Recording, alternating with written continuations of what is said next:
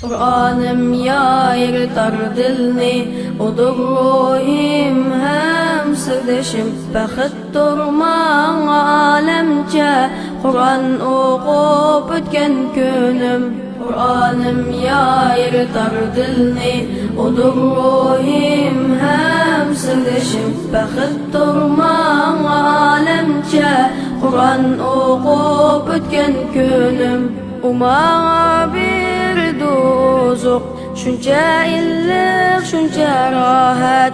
Bilik susuz hayat bulmaz, hayatım Kur'an'dır faqat. Kur'an dep soğukar yüreğim, o siz dil tapmaydı lezzet. Bu izzet hem katta bulaq, onun siz gelmez saadet.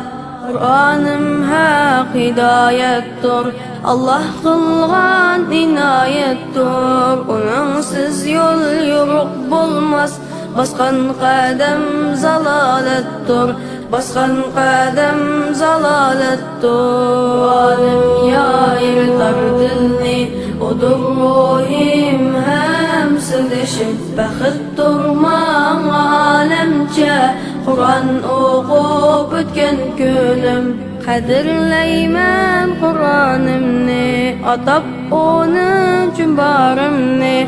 Kubul eyle ulu Rahman, sana kılgan duayımni. Uçira hayat yolumga, şan tutkan kalmaz olumga.